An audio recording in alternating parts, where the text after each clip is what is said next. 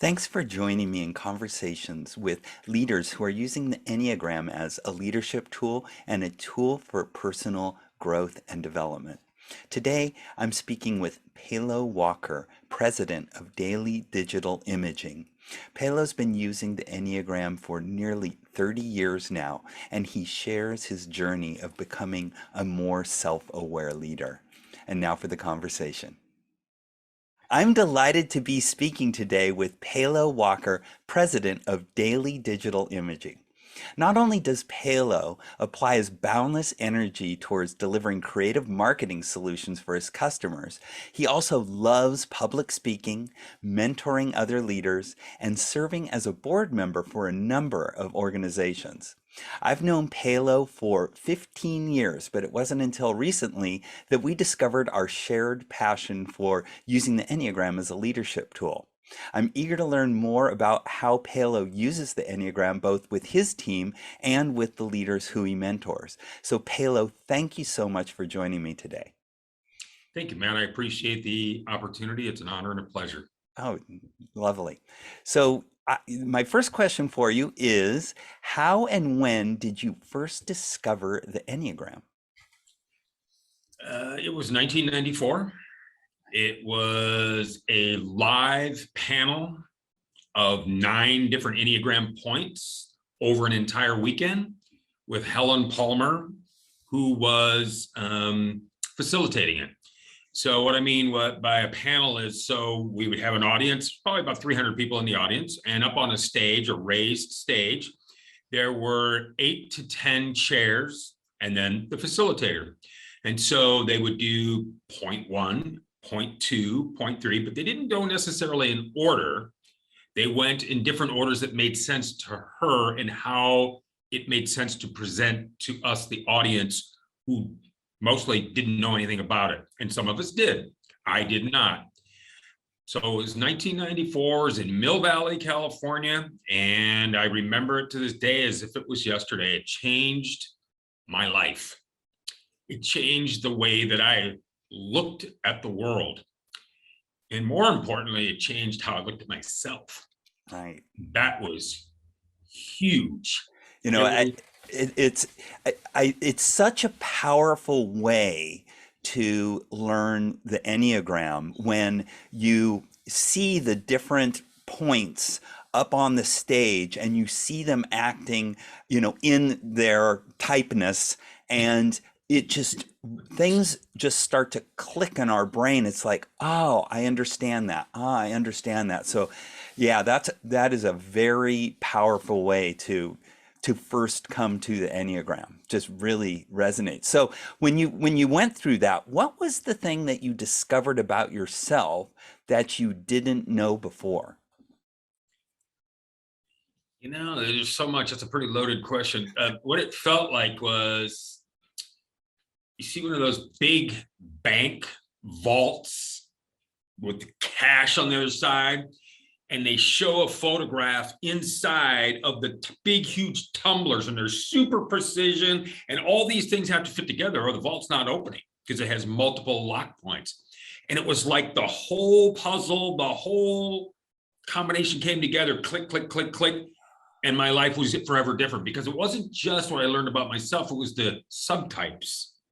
Okay. Self-preservation, the sexual or social. I found out that I love food. I belong to the San Francisco Professional Food Society. I'm a member. I'm a gourmet cook.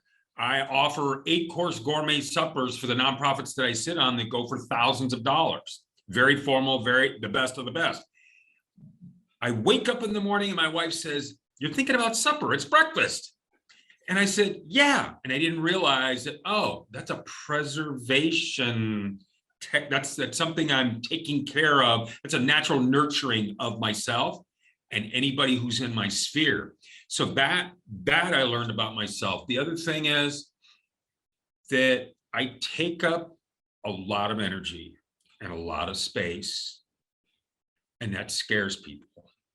That's off-putting to others. I never understood that before. All I knew was my feelings were always being hurt. but I didn't know it was my feelings. I just got angry. And I didn't understand it until after I saw the panel. I realized, oh, I'm really hurt. Now I'm talking to you right now with all the cycles around the sun going back 1994 forward. So this isn't something that I could have articulated in 1994. I just knew in my head, something's different about my emotions or it's misplaced, but I didn't know what it was. I didn't know how to articulate it. Now I could articulate it as easily as ordering breakfast, but it wasn't easy because for me, I'm a high school football player. I'm a 300 log scuba dives, river rafting guy, military guy. Like that's all vulnerable stuff. Like, you know, masculinity is big in conversation in social culture right now. That's all part of who I am. And I realized that has nothing to do with anything. And that changed how I am with others, especially younger, especially my perception of weak men, whatever that is, soft, pretty boys that have had a charmed life. And if people can bump up against me and kind of stand my energy, even my dialed back energy, I have a lot more respect for that person because I know it takes a lot to be around me or be in relationship with me. And I'm very aware and sensitive to that. But again, I couldn't have told you that in 1994. I mean, this is a relatively new thing, as in the last 10 years, maybe. Right. So yeah, I mean, it's one of the powerful things about the Enneagram is that it gives us a vocabulary with which, you know, once we could start to put these names on these things that we're feeling or we're going through, once you actually have the words to describe them, then it's really a lot easier for us to understand them and then manage them. So it sounds like that's kind of what you went through, and understanding that a lot of what is at the core of the 8 is that feeling of vulnerability and how you know, manifest that feeling into that outward energy and often anger to make sure that that vulnerable person inside is taken care of, right? yeah, protected, right? Yes, you're protecting that vulnerability in you. That is really, that is so powerful, Péllo, that, you know, you're able to go through that journey and then just understand, that is what is going on inside. So, you know, I know we could go on, you know, all day long because this is such a great conversation, but I want to wrap up and just ask, what advice would you give to other leaders of your type, of Enneagram type 8? 2 words: be curious, be introspective. Those are 2 simple ideas and they're hard. So if you're not curious about the other and you're not introspective about how yourself and how you play against others vis-a-vis, that would be the best thing that you can do. I know that my energy, I can take up the space that I need to take up. I'm going to be the person that I need to be. I'm not going to sublimate who I am for somebody else's comfort. I, however, know that I care enough about the other that I am perfectly willing on my own to just dial it down. Or public speaking, it's pace, pause, and pitch. So my pace becomes slower.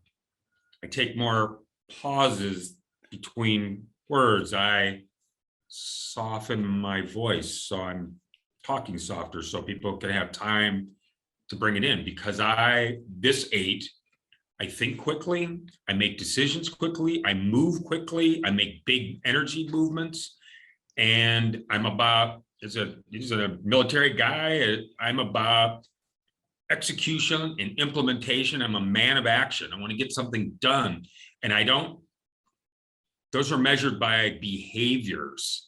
And if behaviors and actions and deeds aren't followed by aren't followed by what you're saying, then that's just a bunch of yak. So I know that as a leader, I have to lead by example. I also have to share where I'm going. As a leader, it's my responsibility to provide value for those that are following, or to get to buy into my vision and where they fit into that vision and how I see them fitting into that vision. Otherwise, I'm doing them a disservice and they're just a thing like a chair. And that I can't countenance. That's not fairness. Right. So introspection and be curious. That's what I would say. Yeah. Yeah, that is so great. And you having that self-awareness of, how big you present and how that can be intimidating to others and shut other people down, knowing how to tone that down. And when you've learned that you actually increase the receptivity of others to what you're saying when you start to kind of modulate that bigness. So that is really great advice, Péllo. And so thank you again for joining me today and sharing these stories. And I am planning on doing a series on Enneagram and creativity. And I know you bring a lot of creativity to the work that you do at Daily Digital Imaging. And so I would love to have you come back and maybe we could just talk about what it means to be creative from the 8 perspective. Might be cool I'd be happy to do that. Be an honor and a privilege. And might be interesting to have several 8s or several of one. Anyway, it's just, All right. Yeah. people So need I to see know that energy in a I panel. can see that creative juice already flowing. Sorry. Don't I be. apologize. Don't be. All right, Péllo. Right. Well, thank you again. I really appreciate it. Thank you, Matt. I appreciate it. Thank you for the time. It's an honor and a privilege, and it's been my pleasure. Thanks. Thanks for watching. I could really feel Péllo bring out his powerful Type 8 style in our conversation. Earlier in his career, Péllo had been in roles and situations where he was encouraged to bring that powerful style out. And it wasn't until later, especially when he became a leadership mentor, that he appreciated the value of adopting a different approach, maybe a quieter, more receptive approach when working with other types. And this really reminds me of an 8 moving along the path of integration to more Type 2-like behavior. So it was great that Péllo was able to share that story. So if you found this helpful, please click on the thumbs up button, subscribe to the channel, and get notifications of future episodes. And if you have any questions, please leave them in the comments and I'll get to them as soon as possible. Thanks again.